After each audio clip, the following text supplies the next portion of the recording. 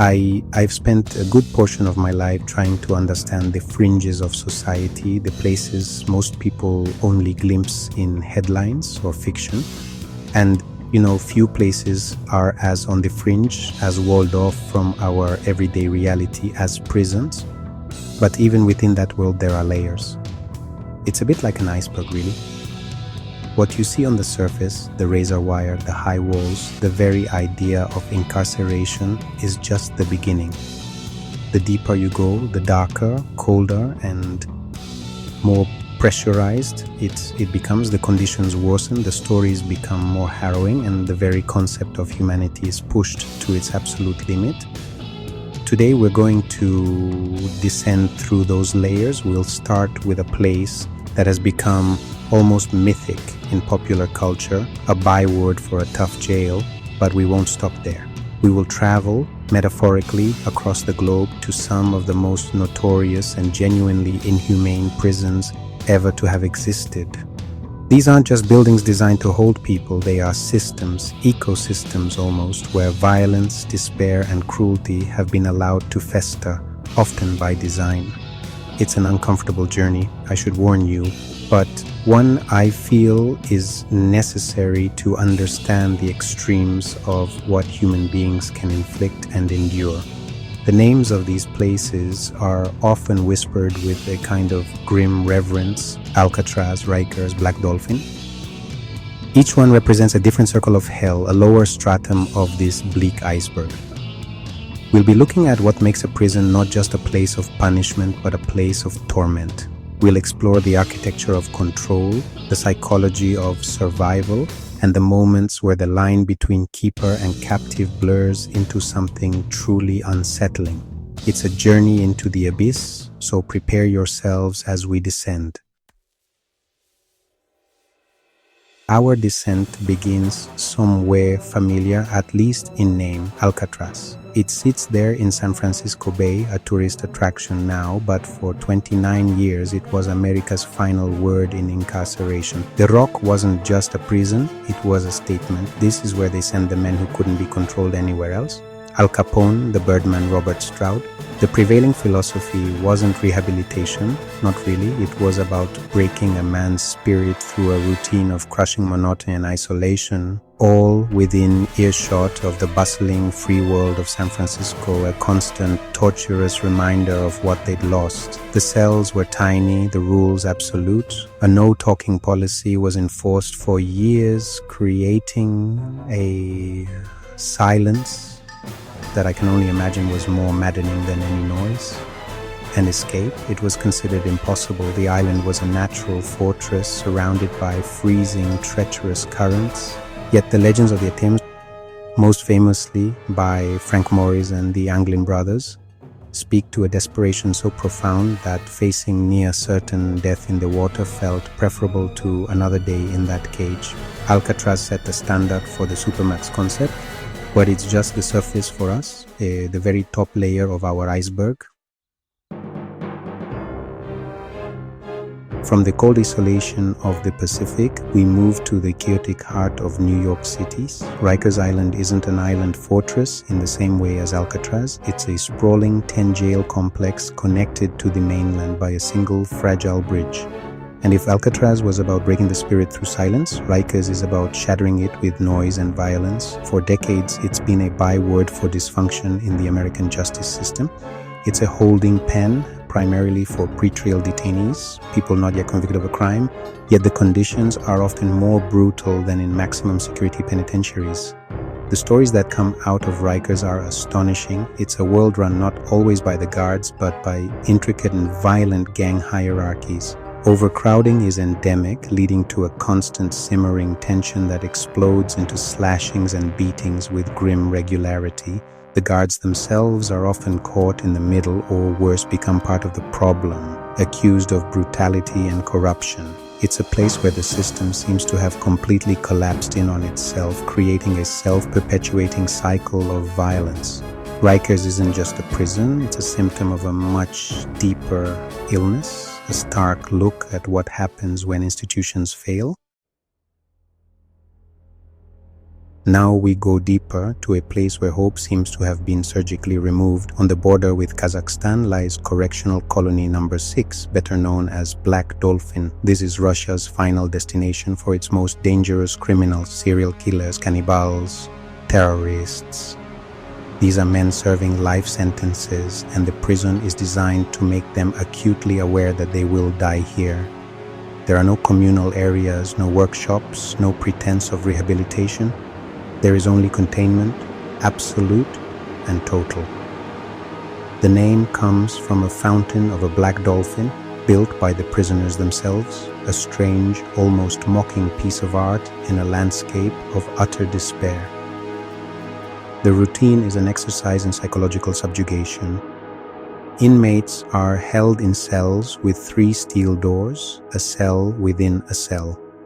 Whenever they are moved, they are bent at the waist, handcuffed and blindfolded, a technique designed to disorient them and deny them any knowledge of the prison's layout. Guards make their rounds every 15 minutes, 24 hours a day. The prisoners are, for all intents and purposes, treated like caged animals, and it makes you wonder, in a place so devoid of humanity, what is left of the men inside. It's a chillingly efficient system, a true abyss. From the rigid, brutal order of Black Dolphin, we descend into its polar opposite, absolute violent chaos.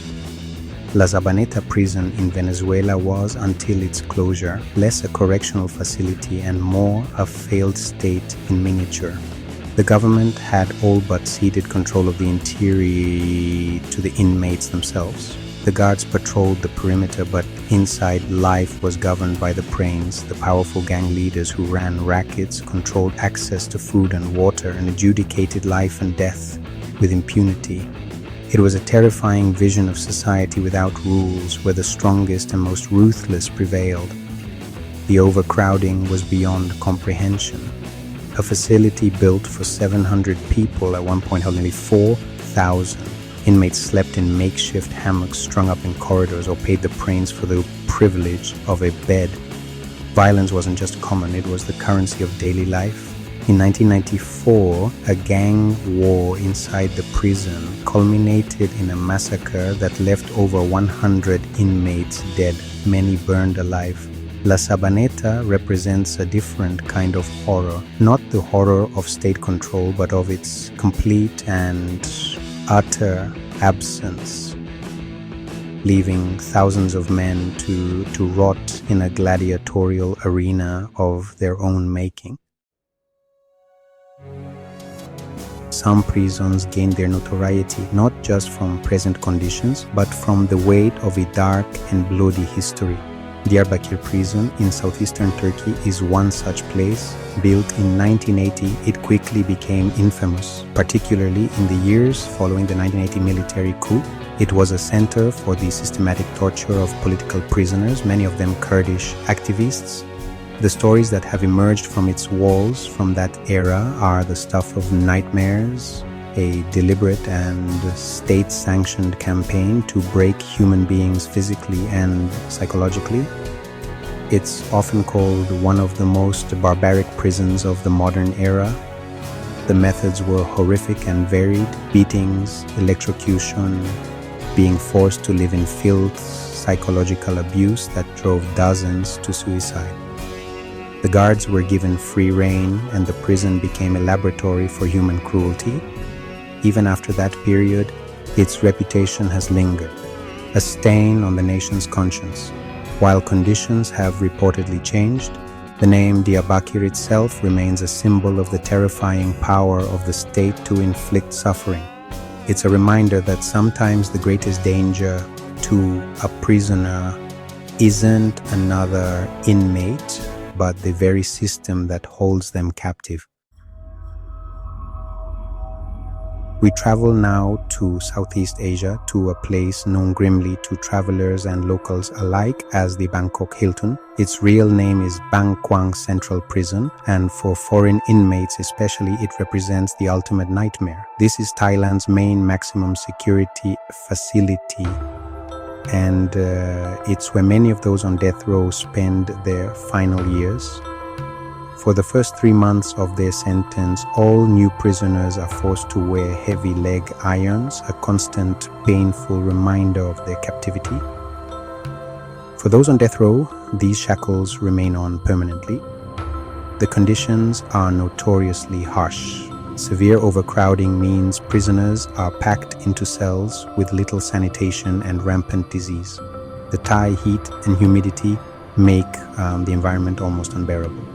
But perhaps the most terrifying aspect of Bangkok is the psychological toll. Death row inmates are often given only a few hours' notice before they are taken to be executed. It is a system designed to foster a constant state of anxiety and dread. The Bangkok Hilton is a nickname dripping with irony. It's a 5-star hotel of hopelessness. We have now reached the very bottom of the iceberg, a place so secretive and horrific that its existence has been denied for years. We are talking about the political prison camps of North Korea, specifically Hwaryong concentration camp or Camp 22. This wasn't a prison in the conventional sense, it was a sprawling death camp, an entire town dedicated to imprisoning and working to death up to 3 generations of a single family for the perceived political crime of one member. It was, for all intents and purposes, a black hole from which no information and no person was meant to escape. The accounts that have been smuggled out by the handful of defectors, including former guards, paint a picture of hell on earth. Prisoners were subjected to forced labor in mines and on farms with starvation-level rations, leading to widespread death from malnutrition and disease.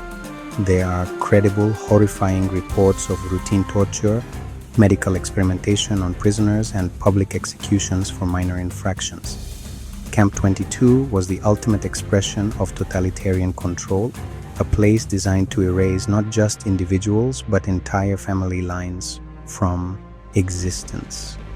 Satellite imagery in recent years suggests the camp has been dismantled, but its legacy is an indelible testament to the deepest, darkest capabilities of humanity.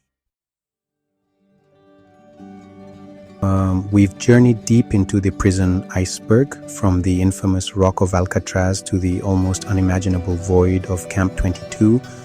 Each layer we've peeled back has revealed a different facet of inhumanity, from systemic neglect and gang rule chaos to state-sponsored torture and industrial-scale extermination. It's a difficult thing to look at, I know.